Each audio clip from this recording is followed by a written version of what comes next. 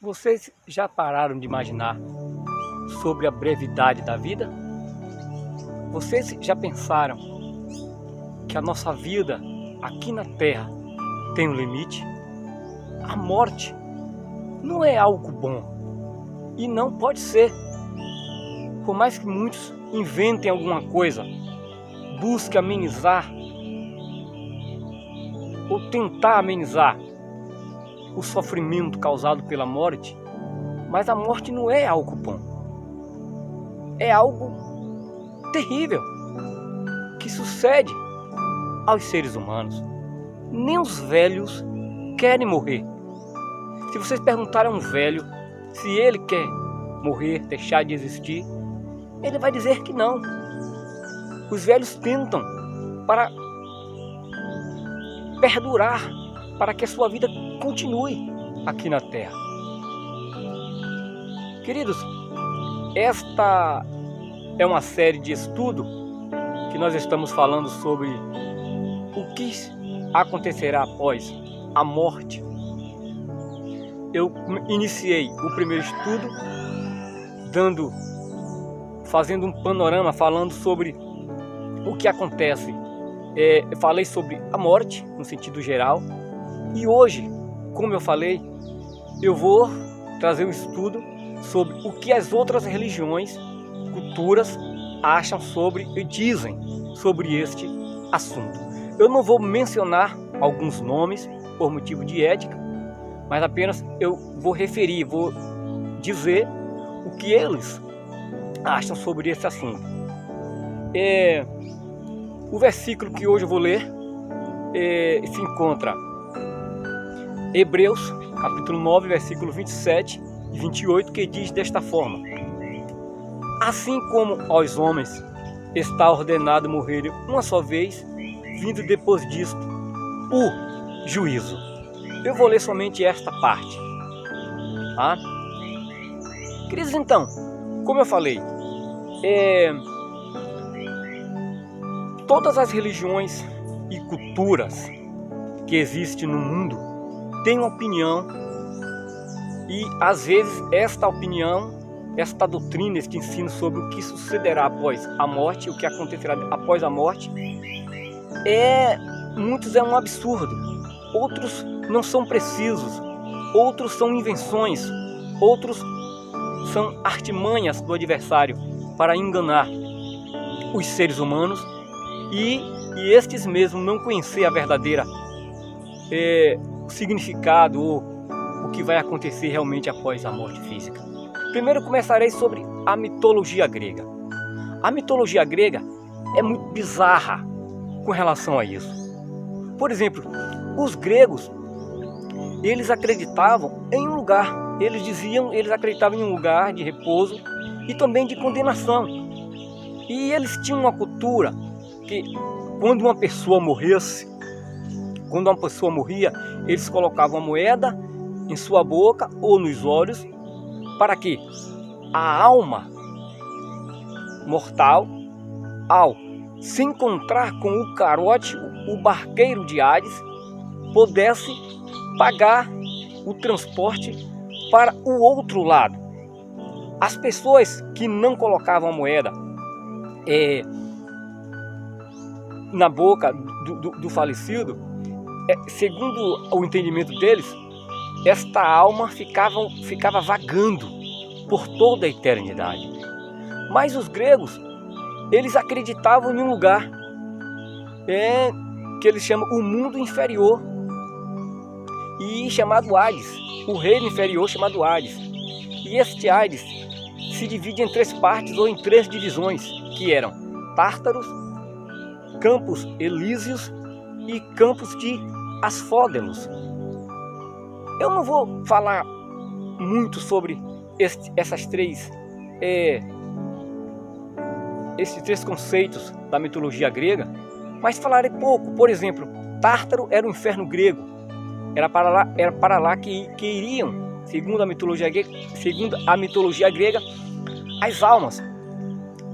Tártaro era filho do deus grego Caos, e segundo a mitologia grega era um lugar de muitas grutas, prisões, túneis, poços de larvas e também um lugar onde se abrigava, onde se encontrava várias criaturas e almas mortais. Segundo outro lugar da mitologia grega, que para onde iriam as almas depois da morte, era chamada de Campos Elíseos. Na verdade, Campos Elíseos era o céu grego. Era um paraíso cercado, segundo a mitologia grega, era para lá onde iriam os heróis, que praticavam grandes feitos como os heróis, poetas, como é que diz?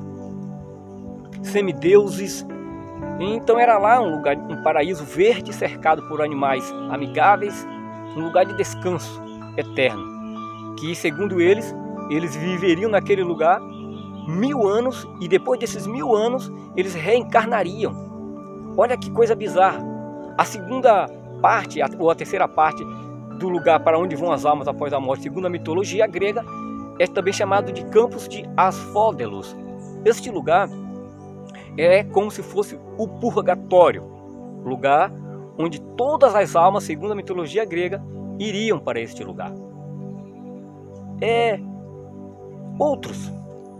Para outras pessoas, o inferno é a sepultura, e que após a morte, simplesmente o homem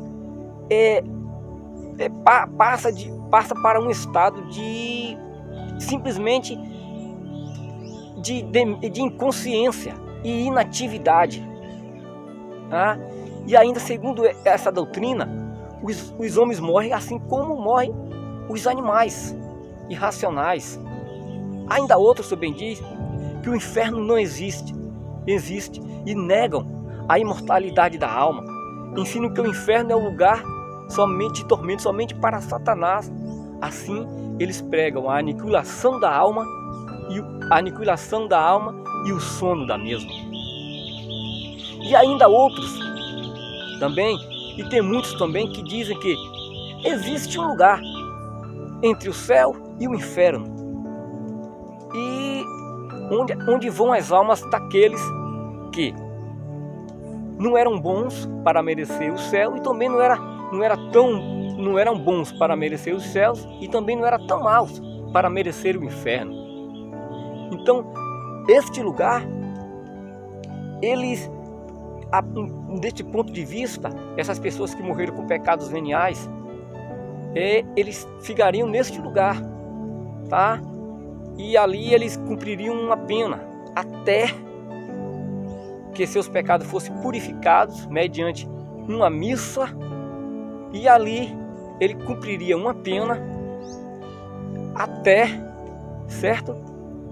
Os amigos que estão vivos fazeriam uma missa para amenizar o tempo desta pessoa naquele lugar, e quando ela estivesse apta para se encontrar com Deus, segundo a crença deles, eles entrariam no repouso eterno, segundo esta crença.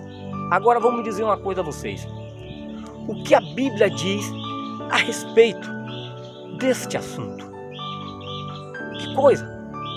Para a mitologia grega existe o Tártaro, existe o Campo de Elíseos, existe o Campo de Asfódelos. Para outros, o inferno é a sepultura. Para outros, a alma dorme e fica em um estado de demência, de sono. Para outros, as almas vão para um lugar de purificação até serem aptas para se encontrar com Deus. Agora eu vou dizer, segundo a Bíblia, segundo a palavra de Deus, o que a mesma diz sobre este assunto. A Bíblia refuta. Primeiro, a mitologia grega, até Jesus usou a mitologia grega, porque Jesus viveu numa cultura grega. E Jesus tomou, por exemplo, o Hades. Jesus não diz que o Hades se divide em 3, mas subentende naquela passagem que existiam 2 compartimentos, tá? O Sheol, Hades, e o seio de Abraão. Após a morte e ressurreição de Jesus, Jesus transportou as almas que estavam naquele lugar para o 3º céu. As almas dos ímpios continuam ainda indo para aquele lugar, o Sheol, Hades, após a morte. As almas dos justos, após partirem, dormem, mas não a alma o corpo, a alma e o espírito está com Cristo. Então Jesus até usou a mitologia grega para expressar uma verdade espiritual, a existência de um lugar de tormento eterno. Para aqueles que dizem que, ou melhor dizendo, voltando para a mitologia grega, a Bíblia também diz que os céus não é exclusivo, não é para heróis, homens que fez grandes feitos, para poetas, pessoas grandes. Não, os céus é para todos. Os céus cabe todo mundo. O céu não é exclusivo, é inclusivo. Por outro lado, aqueles que dizem que o inferno é a sepultura, eles erram nos textos bíblicos e nos contextos e a intenção do autor. Quando Eclesiastes capítulo 3, versículo 19 e 20 diz que o que sucede ao homem sucede aos animais, aqui está falando do pó.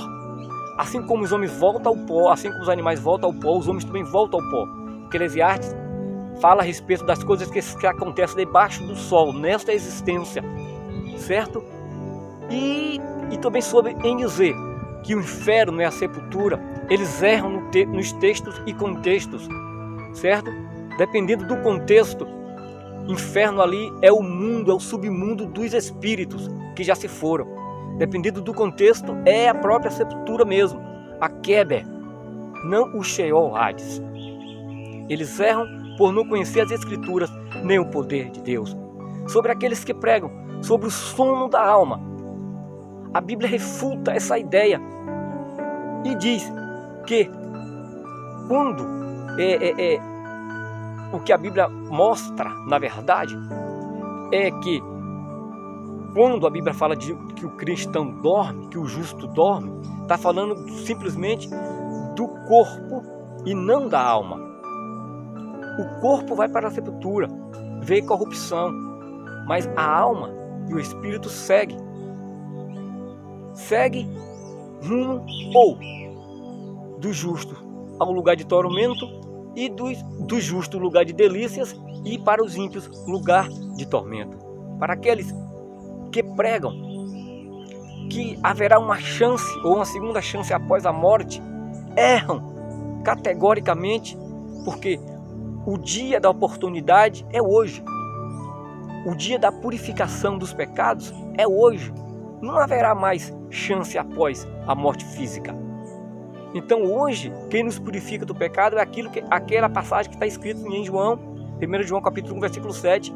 O sangue de Jesus Cristo, teu Filho, nos purifica de todo o pecado. É o sangue de Jesus.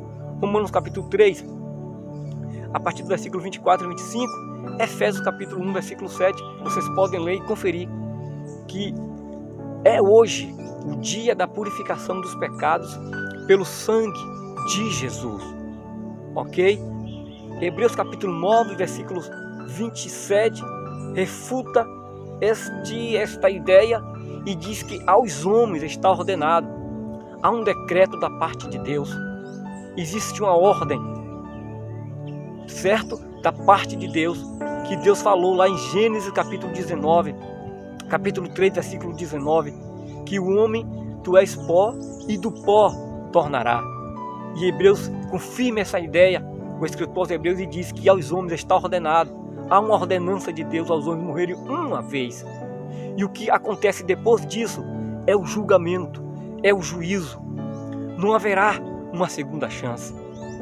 O escritor aos Hebreus aqui fala dentro de uma ótica de única salvação, uma só morte, um único sacrifício, um único sacerdote, uma única expiação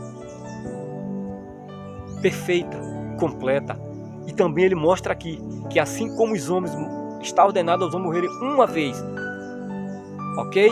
Os homens morrem uma vez dentro nesta esfera aqui, terrestre.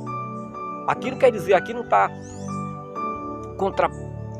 contrapondo ou refutando a ideia que a Bíblia mesmo diz que haverá a segunda morte. Aqui ele não está comentando sobre isso, está falando Morrer aqui é nesta existência, que aos homens está ordenada a morrerem uma só vez, vindo depois disto o juízo. O juízo de Deus espera. Os justos receberão vidas incorruptíveis. Os ímpios receberão aquilo que eles merecerem, segundo as suas obras. Nos próprios estudos eu vou dar continuidade falando sobre o estado intermediário. Amém?